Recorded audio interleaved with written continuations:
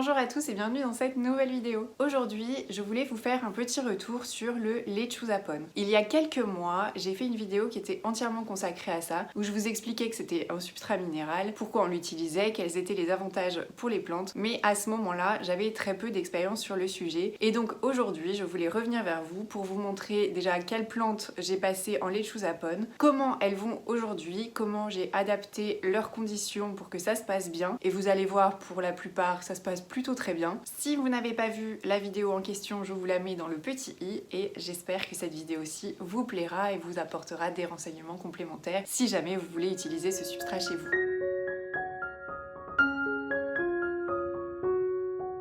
Alors j'ai compté, j'ai actuellement sur à peu près 70 plantes chez moi, j'en ai 16 qui sont en lechuzapón et je les ai toutes passées dans ce substrat courant de l'automne ou quand je les ai reçues très récemment.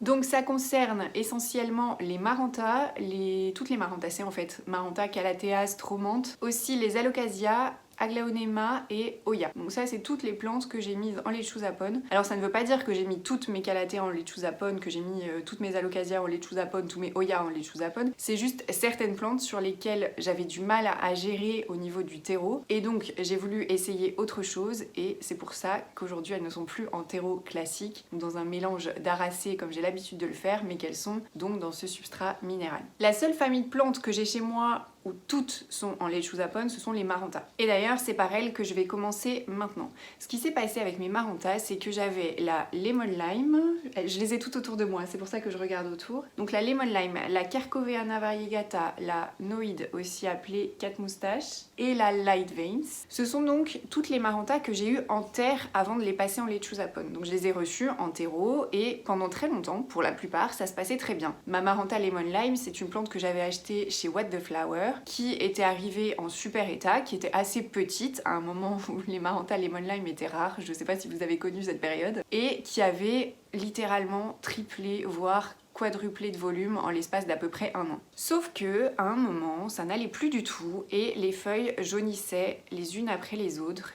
et j'ai commencé un peu à désespérer et à me dire mais pourquoi? Parce que ça faisait plus d'un an, donc elle avait passé toutes les saisons en fait chez moi où tout allait bien.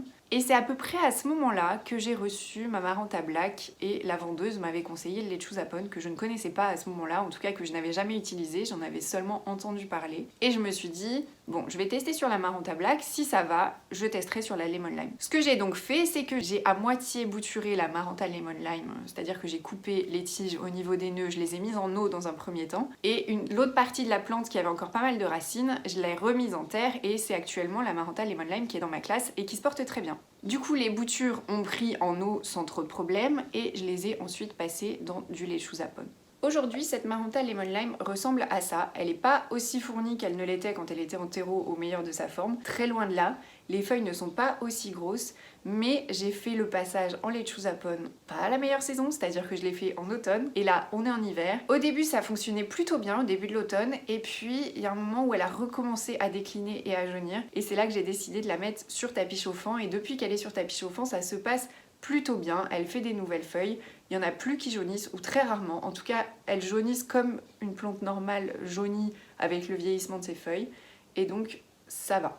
Elle n'est pas dans une jardinière, elle est dans un pot rond, mais je l'ai mis dans cette jardinière-là. Donc ça, c'était pour la Lemon Lime, donc, qui était la première qui a commencé à dépérir chez moi. Ensuite, quelques mois plus tard, j'ai remarqué que la Quercoveana variegata et que la Noide commençaient à jaunir aussi et que ça n'allait pas. Donc je me suis dit, bon, bah, je vais faire la même chose en fait. Donc c'est ce que j'ai fait, j'ai tout bouturé, j'ai mis en eau, puis ensuite dès que ça a eu des racines, j'ai passé en lechuzapón. Il y a eu un moment un peu critique. En fait, ce qui se passe quand je bouture des Marantas, je sais pas si c'est pareil chez vous, si c'est pareil chez tout le monde ou vraiment si c'est vraiment typique à chez moi, mais quand je bouture des Marantas, il y a toujours un certain nombre de feuilles qui jaunissent quand elles sont dans l'eau. Je pense que la plante n'a pas assez d'énergie pour maintenir toutes ses feuilles et faire des racines en même temps, ce qui fait que je perds quand même à peu près la moitié de la plante au fur et à mesure des jours. Ce qui ne veut pas dire qu'elle ne racine pas, puisque quasiment à chaque fois elles ont fait des racines et j'ai perdu aucune bouture, je crois. Donc c'est vraiment que je pense que la plante n'arrive pas à maintenir toutes ses feuilles et produire un système racinaire en même temps. Donc il y a eu à peu près la moitié de la plante qui a été perdue, qui a jauni en fait. Mais les boutures ont quand même fini par prendre et une fois qu'elles avaient pris, je les ai passées aussi en lechuzapón. Donc l'anoïde a bien repoussé depuis, je pense qu'elle a repris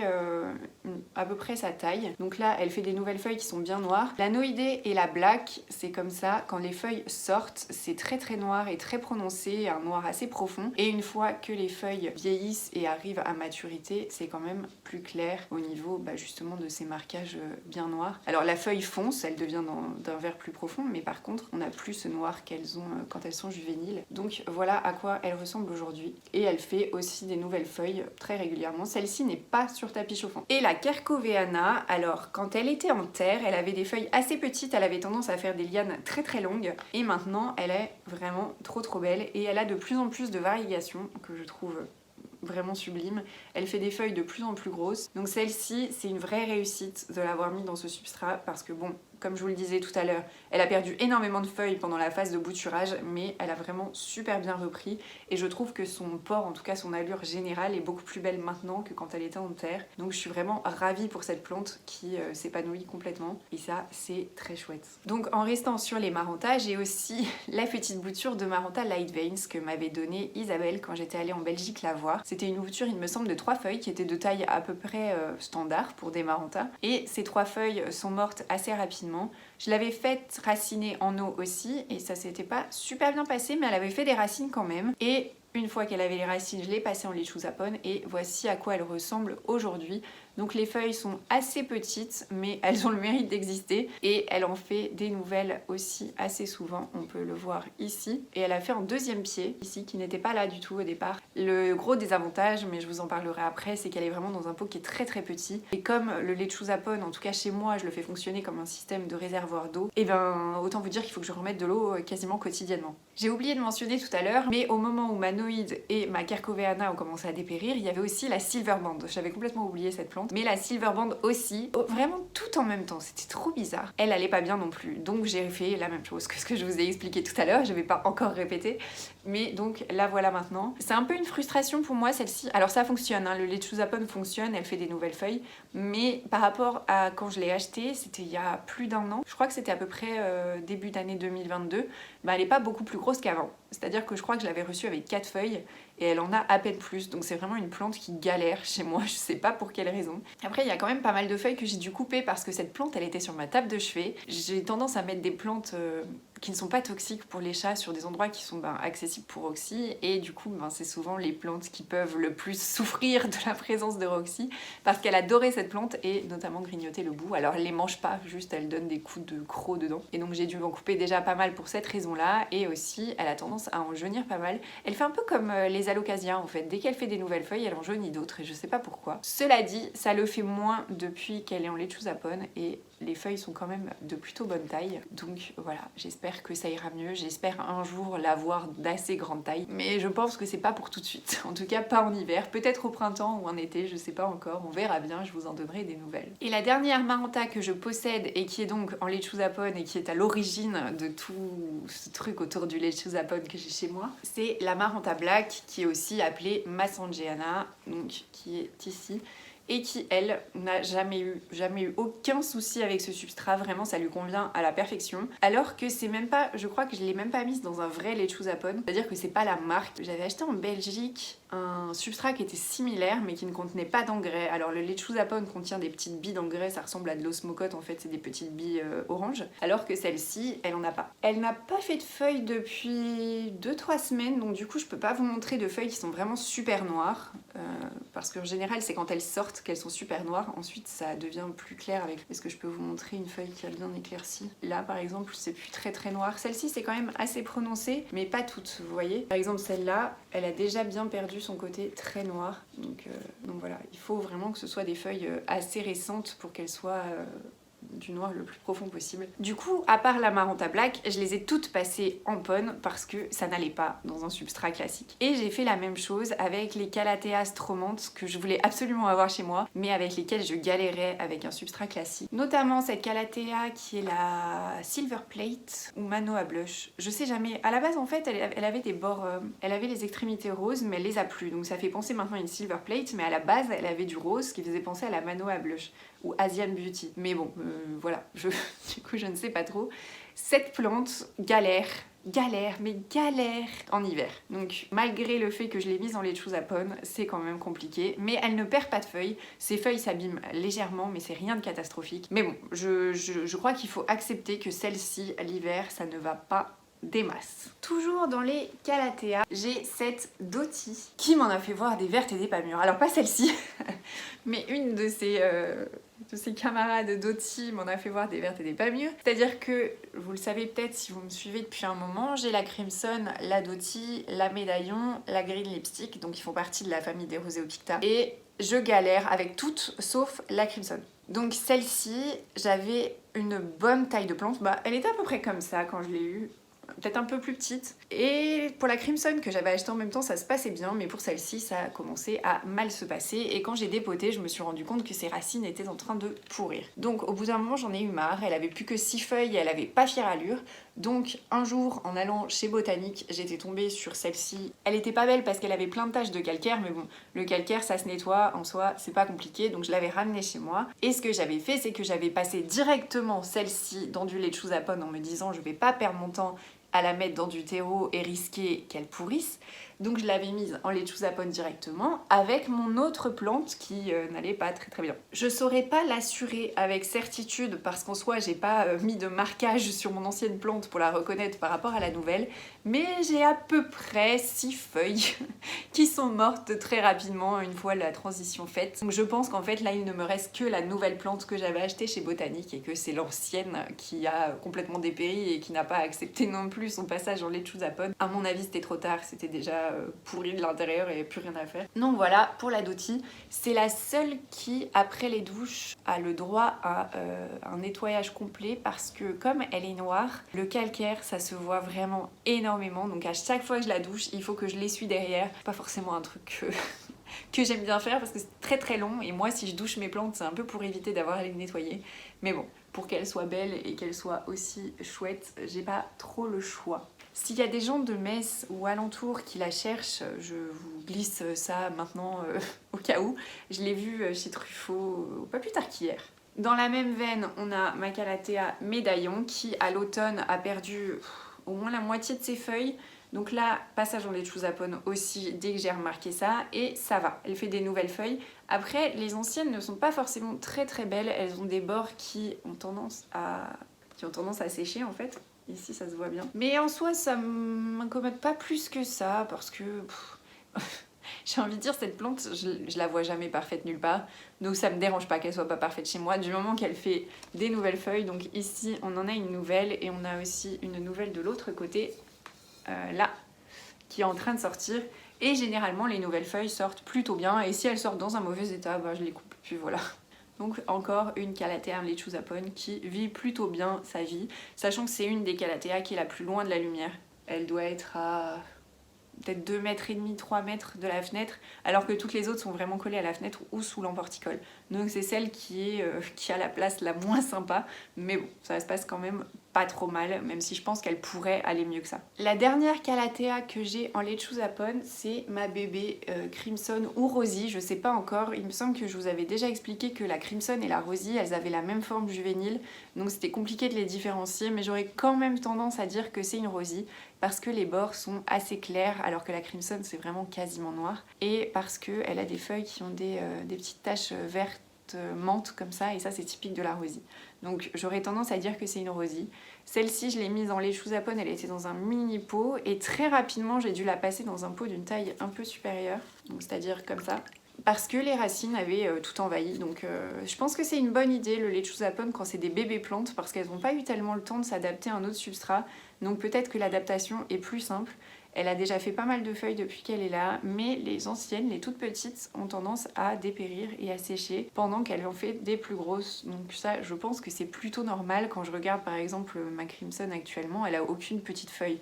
Donc je pense qu'en grandissant et en faisant des feuilles de plus en plus grosses, elles ont tendance à abandonner les petites feuilles juvéniles qu'elles avaient quand elles étaient toutes petites. Donc je m'inquiète pas spécialement pour ça. Voilà. Donc pour les calathea, c'est tout. Maintenant je vais vous montrer, je sais pas encore si je peux crier victoire, mais ma Stromante Triostar. Plante que j'ai eu 3 fois. Du coup c'est la 3e. Donc j'ai eu 2 fois avant et ça se passait à chaque fois très mal. On peut plutôt dire que ça se passait bien au début et puis arrivait un moment où elle séchait, jaunissait et à chaque fois que je l'arrosais, ça devenait de plus en plus jaune. Sauf que je la laissais de plus en plus sécher en pensant que c'était parce qu'elle avait besoin de plus sécher, mais ça n'avait pas fonctionné en fait. Du coup j'en avais racheté une parce que c'est quand même une de mes plantes préférées. J'en avais racheté une en me disant ok, toi je te passe en lechuza et si ça marche pas, ben tant pis, j'abandonne. Et ça se passe bien. Donc elle a pas de feuilles qui sont spécialement sèches. Elle en fait des nouvelles assez souvent. Donc elle se porte plutôt bien. Il faut croire que ce substrat lui convient pas trop mal.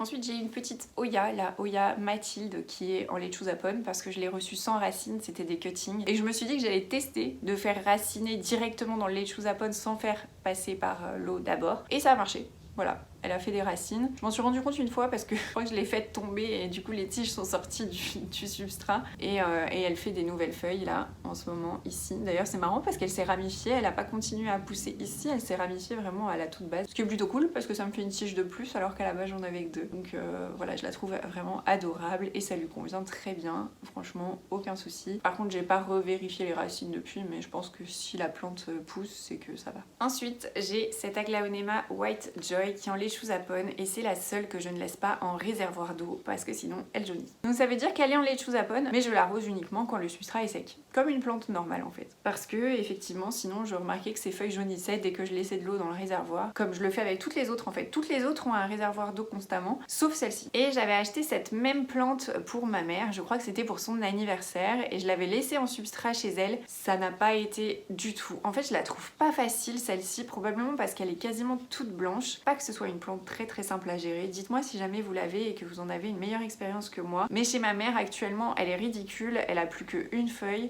qui doit être à peu près de cette taille, donc pas franchement très grosse. Et elle est en train d'en dérouler une qui est encore plus petite, alors que je l'avais rempotée exprès dans quelque chose d'extrêmement drainant, mais en fait elle sèche pas et elle a tout jauni quoi. Mais ça a été super vite en plus. Alors que la mienne du coup je l'avais passée dans du lechuza assez vite et bon du coup j'ai évité la catastrophe, mais j'ai quand même pas mal de feuilles et d'ailleurs c'était les plus grosses, je suis un peu deg, qui ont jauni et donc du coup je suis très précautionneuse avec cette plante. Je sais pas trop comment ça va se passer, j'ai peur à chaque fois que je l'arrose, vraiment j'ai peur qu'elle jaunisse à chaque fois que je l'arrose. Donc voilà, si jamais vous avez des conseils et que vous avez cette plante, partagez-les moi parce que c'est une des rares plantes que j'ai chez moi depuis un moment que je ne comprends absolument pas. J'ai oublié une calathea. Mais je vous en ai parlé très récemment, alors voilà. C'est un sauvetage. Je tente un sauvetage en lechuza. Je sais pas du tout si ça va marcher. Je vous dirai. Et les dernières plantes que j'ai dans ce substrat, ce sont les alocasias. Vous le savez peut-être, j'ai pas beaucoup d'alocasias parce qu'il y en a très peu que j'aime. J'aime la Frydek, j'aime la Mellow et j'aime la Black Velvet, qui sont donc les 3 que j'ai chez moi. Quoique, il y en a une, comment elle s'appelle? Il y en a une autre qui ressemble à la Mellow que j'aime bien, mais je pense pas que je vais la voir vu que j'ai la Mellow et qu'elle se ressemble beaucoup. Maharani peut-être, je sais plus. Donc la Mellow, dès que je l'ai eue, je l'ai passée en lechuza. Comme vous pouvez le voir si vous aviez vu la vidéo, elle avait 2 feuilles, elle en a plus qu'une, qui a jauni, sûrement parce que ça perturbe beaucoup les alocasias, déjà les rempotages de base, mais alors le passage dans un substrat qui est complètement radicalement différent, je pense que c'est encore pire. En plus on est en hiver, mais elle fait une nouvelle feuille ici, je suis ravie, j'ai trop hâte de voir à quoi elle va ressembler. Donc elle est aussi dans du lechuza et mon dieu ce qu'elle sèche vite, mais ça je vous en parlerai après. Et ensuite nous avons donc ma Black Velvet que j'ai aussi passée dans ce substrat tout de suite dès que je l'ai eue, et elle fait son alocasia d'hiver, c'est-à-dire que dès qu'elle sort une feuille, elle en abandonne une autre. J'espère que quand ce sera le printemps, elle fera plus ça, parce que c'est un peu frustrant quand même. Cette feuille-là est bien plus grosse que celle qu'elle avait à la base, qui était plutôt de cette taille-là. Quand je l'ai achetée, je crois que c'était quand il y avait les promos sur les alocasias, vous savez, dans les petits pots en coco. Je crois qu'elles étaient à 7-8 €. Quand je l'ai achetée, elle avait que des petites feuilles comme ça. Elle en avait plein, mais que des petites comme ça, donc elle les a quasiment toutes perdues, et maintenant elle a ces 3-là, sachant qu'il y en a une que j'ai coupée hier, parce que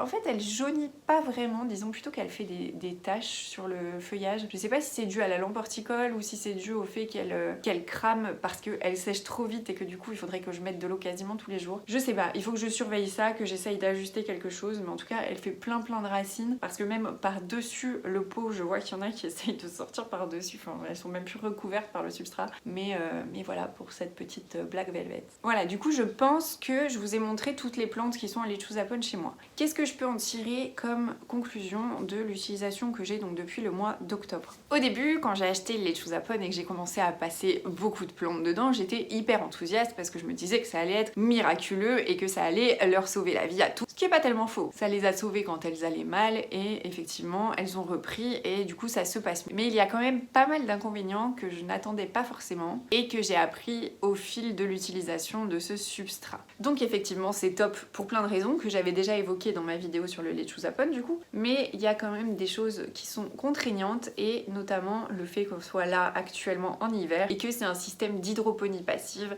ce qui signifie qu'elles vivent dans de l'eau qui est à la température de notre intérieur, à la température ambiante, sachant que chez moi actuellement il fait 20 degrés, j'ai un thermostat qui règle la température à 20 degrés quasiment en permanence. Ça a l'avantage d'être régulier, mais pour certaines plantes qui sont dans ce substrat c'est pas suffisant. Je saurais pas expliquer pourquoi certaines ont plus de mal que d'autres et ont besoin d'une température plus élevée. Les alocasias, si. Les alocasias je les mets sur tapis chauffant tous les hivers, enfin tous les hivers, j'ai vécu que 2 hivers avec des alocasias, mais depuis l'année dernière, dès que c'est l'hiver, je leur mets un tapis chauffant parce que je sais que les alocasias à 20 degrés c'est pas assez pour elles pour se maintenir et que sinon elles rentrent en dormance et qu'on perd tout le feuillage, donc du coup je les mets sur tapis chauffant. Il n'y a pas de problème à ce qu'elles partent en dormance et qu'elles perdent tout le feuillage si vous n'avez pas envie d'avoir de tapis chauffant, puisque dans tous les cas elles vont reprendre à la belle saison. Mais moi je voulais les maintenir. Par contre, j'ai 3 Maranta qui sont sur tapis chauffant également en Lechuza Pon, donc ce sont la Lemon Lime, la Light Veins et la Silver Band qui sont celles qui ont le plus de mal parce qu'au départ quand je les ai passées dans ce substrat j'avais pas mis de tapis chauffant et ça continuait à aller mal, donc du coup je leur ai mis le tapis et après ça s'est régulé et ça allait mieux. Par contre toutes les autres sont à température ambiante à 20 degrés. Ensuite un inconvénient qui pour moi n'en est pas vraiment un mais qui pour certains qui n'ont pas forcément autant de temps que moi à consacrer à leurs plantes peut clairement en être un, c'est qu'il faut faire ce qu'on appelle flusher le Lechuza, c'est-à-dire le rincer très régulièrement. Parce que comme c'est un substrat minéral, c'est de la roche, et bien il y a beaucoup de poussière, l'eau elle devient vite trouble et il y a une accumulation de minéraux qui peut se faire assez rapidement. Donc il faut rincer le substrat tout le temps. Vu que moi quand j'arrose mes plantes, je les douche, ça me pose pas tellement de problèmes puisque dans tous les cas je les doucherai. Mais c'est vrai que le Lechuza Pon on a tendance à se dire bon c'est un réservoir d'eau, j'ai juste à rajouter de l'eau. Moi je pense pas, en tout cas j'ai pas testé sans le faire, mais je pense quand même que c'est mieux de rincer très souvent. Et en plus de ça, ce qui se passe si on remplit seulement le réservoir d'eau, c'est que le Lechuza Pon qui est en surface va rester sec et ça va pas remonter aussi haut par capillarité que ça. Donc du coup il faut réarroser par le dessus pour vraiment réimbiber toute la roche d'eau. Et ça salit énormément les cache-pots du coup qui sont remplis de cette eau trouble, pleine de poussière, ce qui est pas non plus top pour nos canalisations. Vous voyez un peu tout ce que je veux dire. Ce qui fait que une fois par semaine, tous les dimanches, je mets ces 16 plantes. Imaginez que ça prend quand même pas mal de temps. Je mets ces 16 plantes sous la douche, pas tout en même temps parce que ma douche n'est pas assez grande, et donc je les rince intégralement, je rince le cache-pot, je remets de l'eau et à peu près une fois sur 3, toutes les 3 semaines, je mets de l'eau dans le réservoir d'eau avec engrais. L'engrais que j'utilise, j'ai souvent des questions là-dessus, mais en fait je n'utilise qu'un seul engrais qui est le Plant Prod 20-20-20, qui est un engrais qui fonctionne pour toutes mes plantes. En tout cas je n'utilise que celui-là et pour toutes, mais je le microdose parce que c'est quand même un engrais qui est assez fort, 20-20-20 c'est très concentré. Donc une fois sur 3 je fais ça, donc une fois sur 3 je leur mets de l'engrais dans l'eau. Et la fois suivante quand je vais les doucher, du coup je vais enlever cette eau là et je vais remettre de l'eau fraîche à la place. Donc voilà pour les principaux inconvénients que j'y trouve, c'est beaucoup de travail. Je trouve que c'est plus d'entretien presque que les plantes qui sont en terreau, mais à la fois il y a quand même cette sécurité de se dire, à part pour la Glaonema du coup, que même si je le fais tous les jours, c'est pas grave puisqu'en soi c'est un réservoir d'eau. J'ai pas besoin de me poser la question est-ce que cette plante a besoin d'être arrosée ou est-ce qu'elle n'en a pas besoin, qui peut poser problème en terreau parce que moi je sais qu'il y a certaines plantes en fonction du substrat qu'elles ont, j'ai du mal à savoir si elles sont sèches ou pas, en tout cas en profondeur. Alors que là en Lechuza Pon on n'a pas ce problème là. Par contre ce qui est hyper contraignant c'est que moi comme je les mets pas dans des pots qui ont des indicateurs de niveau d'eau ou qui sont transparents, elles sont dans des cache-pots donc il faut sans cesse que je vérifie le niveau de l'eau. Alors en théorie quand c'est une fois par semaine pour la plupart des plantes elles ont encore de l'eau quand je vais les redonner doucher et que je vais changer l'eau, mais celles qui sont sur tapis chauffant, par contre, elles sèchent extrêmement vite. Et si je loupe une journée, ça peut vite devenir catastrophique parce que tout le substrat devient tout sec, tout sec. Donc je pense que pour celles qui sont sur tapis chauffant, il faut que je rajoute de l'eau tous les 2 jours, 3 jours à peu près. Et il faut y penser quoi. Parce que du coup, moi j'ai pas forcément une routine où je vérifie mes plantes tous les 2 jours. C'est plutôt 1-2 fois par semaine. Donc ça demande vraiment de la vigilance et de regarder quand elles sont sur tapis chauffant pour remettre de l'eau très rapidement s'il y en a plus. Ou même de devancer un peu le truc et quand on voit que le niveau est assez bas, d'en rajouter en prévention. Donc voilà, ça demande quand même de faire très attention. Sinon, un autre avantage par contre que je n'avais pas cité dans ma vidéo précédente, c'est qu'elles ont quand même moins de trips globalement et qu'elles ont pas du tout de moucherons de terreau. Ça c'est une question qu'on m'avait posée il me semble dans la vidéo, c'est que les moucherons de terreau, donc les sciarides, pondent dans le terreau. Et là, comme c'est pas du terreau, ben, ça limite forcément les infestations de ces petites bestioles qui sont bien agaçantes. J'en ai 2 ou 3 qui traînent de temps en temps chez moi, mais franchement, on est loin, loin, loin d'une invasion. Si j'en vois 1 ou 2 par semaine, c'est déjà énorme. Donc du coup, c'est vrai que pour ça, c'est plutôt avantageux. Après, je vous dis pas que si vous avez des moucherons de terreau, il faut absolument passer toutes vos plantes dans du lait à pogne. Il existe des solutions, et notamment les nématodes. Mais voilà, c'est quand même un avantage de ce substrat. Et les trips, il y en a. On peut en avoir quand même. On peut pas dire que ça élimine totalement la possibilité d'avoir des trips parce que c'est pas vrai, parce que j'ai déjà eu des marantas qui ont eu des trips malgré le fait qu'elles soient dans ce substrat là, mais par contre ça limite quand même parce qu'il y a une phase dans l'évolution des trips où je crois que quand ça devient des pupes, enfin des adolescents trips, ils vont dans le terreau pour continuer cette phase d'évolution. Donc je pense que ça limite quand même la possibilité pour eux de se développer, de continuer leur cycle de croissance, etc., etc. Et voilà, c'est tout pour cette vidéo donc d'update sur mon expérience sur les lechuzapón. Dites-moi si jamais vous avez une expérience qui est complètement différente ou s'il y a des questions que vous posez auxquelles j'ai pas répondu dans cette vidéo. C'est vrai que bon, il y a peut-être des choses que j'ai oublié de dire et qui sont super importantes, je sais pas. J'espère que ça vous aura plu et je vous dis à bientôt pour une prochaine vidéo. Bye!